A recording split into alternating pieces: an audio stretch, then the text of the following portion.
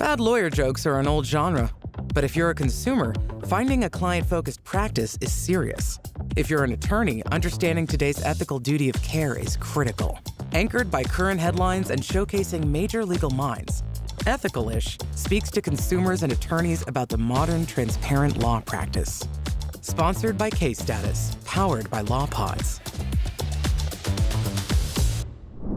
Hello, everyone, and welcome to today's episode of Ethical-ish. We're excited to be with you again on another provocative topic where we dive into what makes a modern law firm ethical or not. We're going to pull back the curtain and talk about an exciting topic today, which is the crossroads between clients and patients, right? So we're talking about ethics, but we might head into, an area that our friends who are medical providers, healthcare providers, care a little bit more about as well. But there are a lot of our clients out there are patients as well. So I'm excited to be joined by George and Tiffanny from YoCierge. So George, Tiffanny, welcome to Ethical-ish. Great. Thanks so much, Paul. Yeah, love having you. So Thanks, let's start with a little introduction for those of you out there who are not familiar with YoCierge and what they're doing. George, maybe start with you. I know you were one of the co-founders, but give us a little bit of background of who you are and who YoCierge is.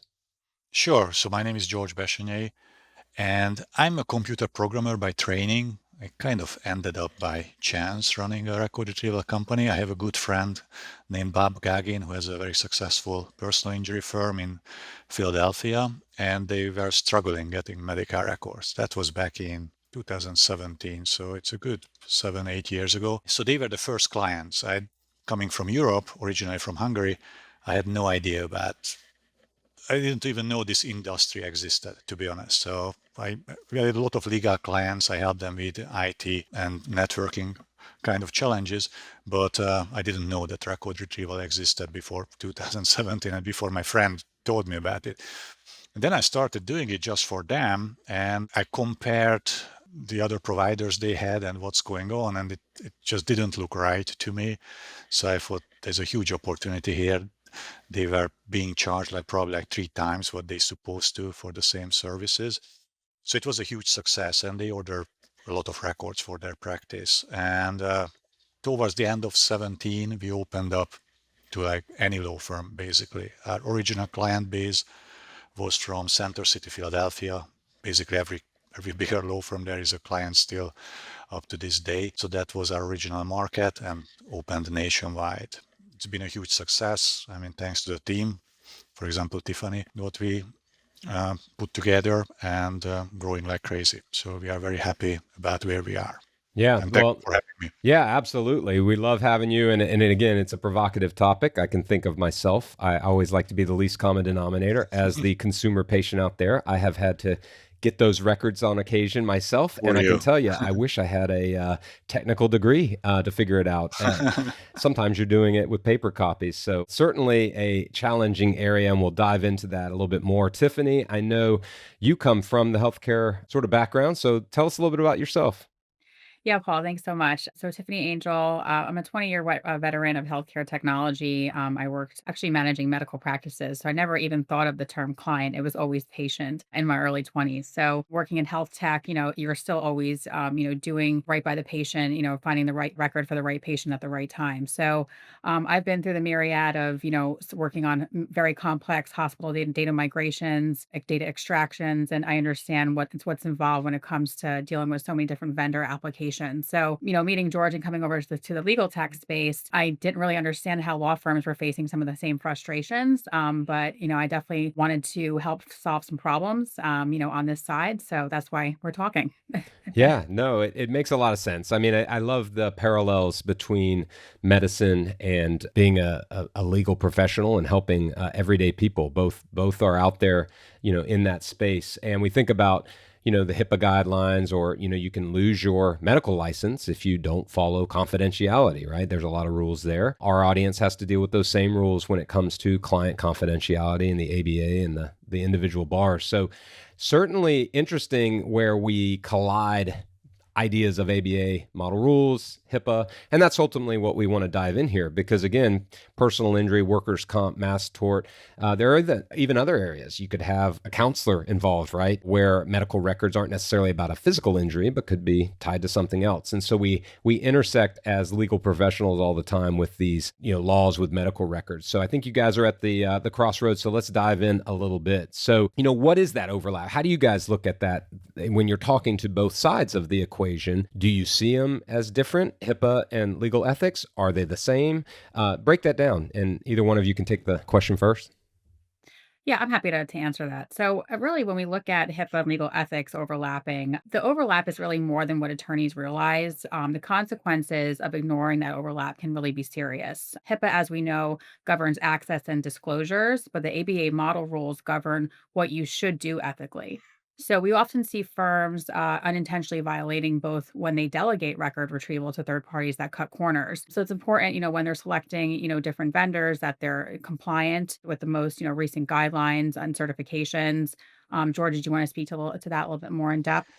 Yeah, totally. I mean, HIPAA is interesting, and I think Tiffany will touch on it probably later on. It's probably one of those things where people expect that there is a thing called HIPAA certification. So like a law firm can be HIPAA certified. And I'm seeing it like throwing around for marketing purposes, but there's no such thing. So there is like with ISO, SOC 2, there are certifying bodies. So they can certify you for ISO 27000 or SOC 2 for cybersecurity.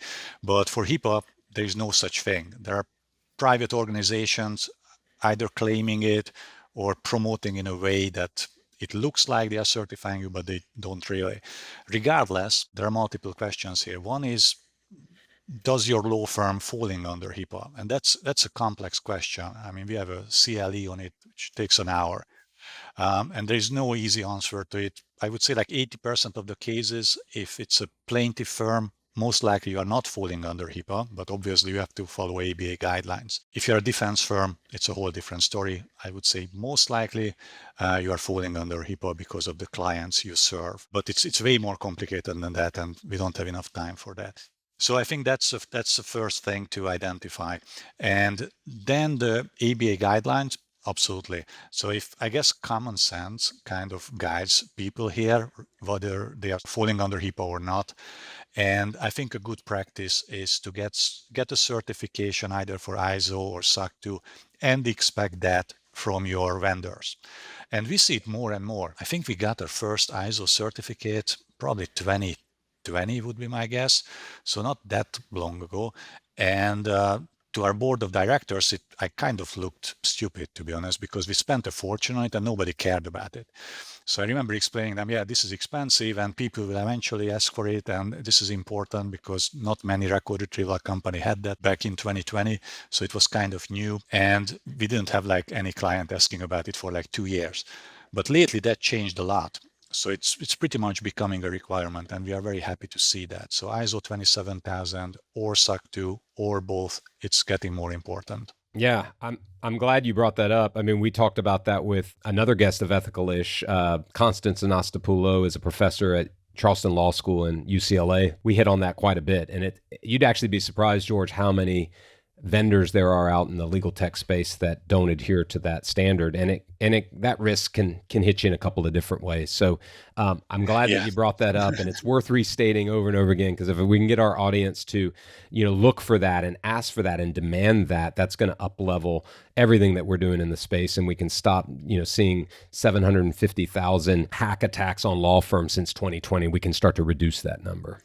And we are also seeing, and I think it's a great trend, but some of the major case management software makers, without naming them, although maybe we should name them because it's a good practice, but they require from integration partners to be either SOC 2 or ISO 27000 certified. I think that's great, because it's really weeding out those parties who are not taking it seriously. And I think any law firm, they should be very cautious when they are seeing on a vendor's website something like bank grade security or HIPAA certified. I mean, these terms mean nothing, absolutely nothing. So got to the bottom of it. Like, what do you mean by that? Who Right. certified you? For what standard? And then get those answers. Makes total sense. So let's talk about electronic medical records. So again, least common denominator questioning here, me. Is anybody doing, Tiffanny, paper records these days? Like, is that Big I would time. imagine if there is, I think Big time. about PCI, which was the payment card industry standard, right? If anybody came and I could see all the digits on my credit card on the receipt, I'd at the restaurant, I'd be going crazy, right? So how much is electronic working versus folks that are still doing it the old fashioned way and pulling files? Yeah, I mean, if we look at the healthcare space, I would say about 90 to 95% of Good. providers are mandated by law to really, meaningfully use electronic health records. The 21st Century Cures Act came out to really change that and how data was being shared. But there are some single standalone practices, maybe some cash businesses that continue to be, off paper. But, I'm seeing in the law space that, there's a large majority of firms on case management softwares, but I'm shocked to also see a lot of them without a software. In an industry that's not as regulated as healthcare, they're also really at risk for, fraudulent transactions and claims and things like that. I'm hoping that we can see more legislation change to kind of mandate, how law firms are operating as well. But, the EMR segment does sometimes make access harder. Obviously, every EMR company is tied to bringing in revenue, right? So there's a lot of disparate vendors that have built entire business models around monetizing access, to which, charging per page, delaying releases to those, to protect those margins or ignoring requests continue to be a problem that we face every day when we're trying to advocate for our clients in obtaining their records. So, at the end of the day, the patient or the client ends up suffering because you can't get access to the data. And so does the law firm's, time frame on the case. So those are two challenges that we're really trying to change in healthcare as well. So is YoCierge is that like an advocacy effort? Because I think about, we think about our credit scores, for instance, right? There was a big movement to say, no, I own my credit score, not Equifax and all the other ones, right? That I have to have more control over that. I feel like medical records is the same thing. Yeah, you may house it, you may have access to it, but to make a lot of friction to get to it, is there a movement there to give the consumer, client, patient more control? Yes, yeah, there are some federal frameworks in place right now which are doing right by the patient for mandating individual access, which we're, very closely following. And so we believe that this is a way where we can be able to, work and advocate, for our clients more efficiently by providing a consumer patient facing applications to access the data. Gotcha. Okay. So 99 point something percent electronic. So I'm going to give good marks to the industry there, right? If I'm a attorney out there and I need to get hands on records, that's going to make my case velocity a little bit faster if I can get to those electronic records and get beyond the friction. Mhm. But I think about electronic, right? We talked a little bit about it before. The more electronic we get, the more fraud that sometimes starts to show up. Is there a fraud aspect to medical records or electronic medical records that's worth noting, and anything that law firms should be aware of? Yeah, there's definitely technical standards that are changing to prevent fraud. George, did you want to talk into some of the technology that you built around that? Yeah, so I mean, this is probably a new type of scam, or at least I haven't heard about it like 3, 4 years ago, where people pretend to be involved in an accident and then present them. They get like public police reports about an accident. I think in most states you can get any kind of accident reports from the police. So they get all the details from there, and then they pretend to be the person involved in the accident and go to a law firm. And they start the whole procedure, including ordering medical records when they don't have any connection to the actual accident or the person. So it's a kind of an old school identity fraud now extended to law firms. And there are like published cases about it. It happened also to one of our clients. There are multiple cases in certain states, it's happening more than in other states. But I think the number will increase. So what we came up with is an identification method. We have a system we call YoSign, where we collect the patient's electronic signature on the HIPAA release form.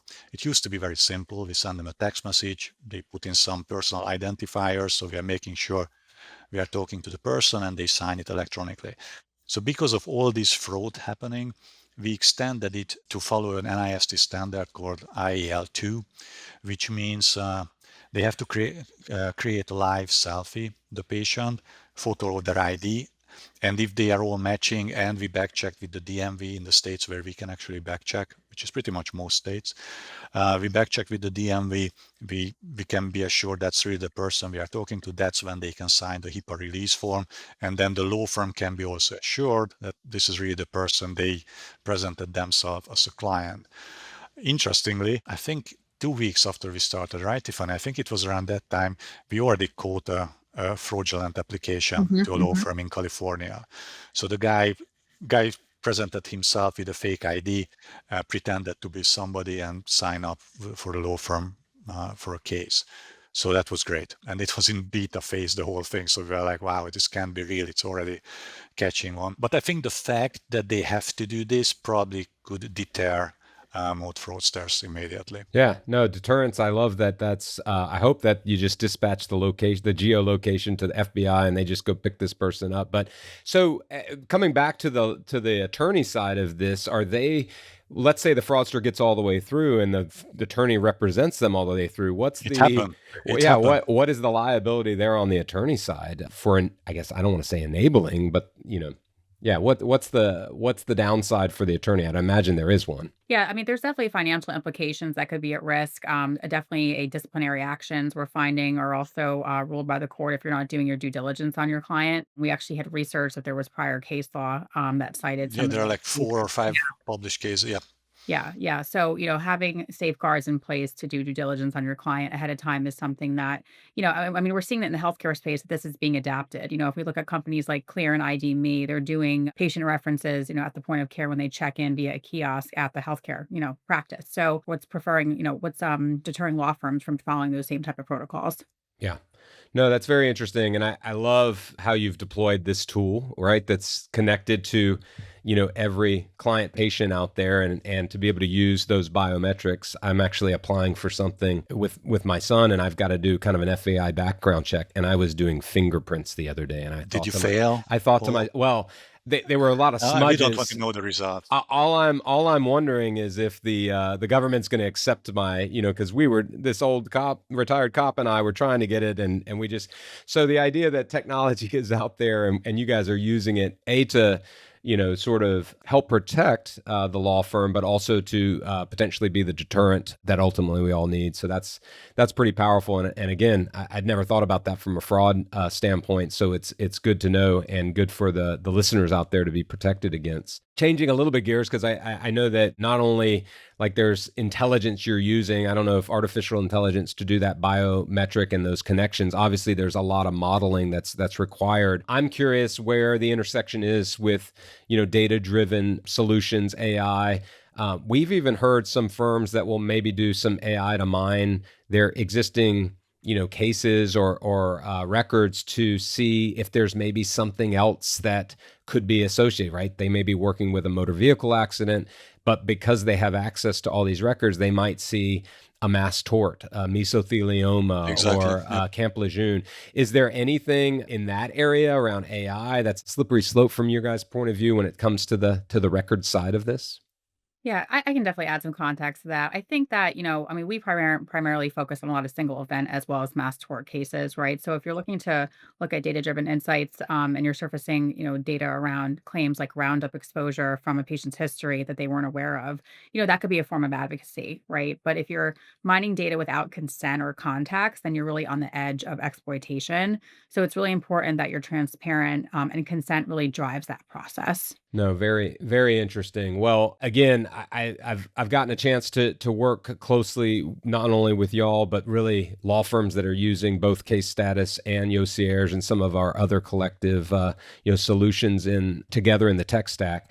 And, been a very interesting conversation. Usually we get into things like case velocity and case value, but we got lots of content there. So this was fun to kind of go into the gray area. What else did we miss? What are there any practical advice you have out there for my two listening groups? So one would be the everyday Paul, right? The everyday person who hopes to never hire a lot of these attorneys, but if is called upon, may need to be asking some questions in the hiring process, or to, know, those attorneys out there that are trying to understand what's coming down in the healthcare space, what parting words, or where should they keep their eyes to learn more on these topics? Yeah, a couple things that come to mind are just really, understanding some of the laws that are coming out from the federal level around individual access as well as 21st Century Cures Act. I think that there's a lot of work that still needs to be done from a legislative perspective. So no, we continue to follow that as well and keeping our clients informed of those updates. George, is there anything else you'd like to add as well? Yeah, I mean, exactly along those lines. There are just so many new things when it comes to record access. Like we have this new way of accessing records starting in New York,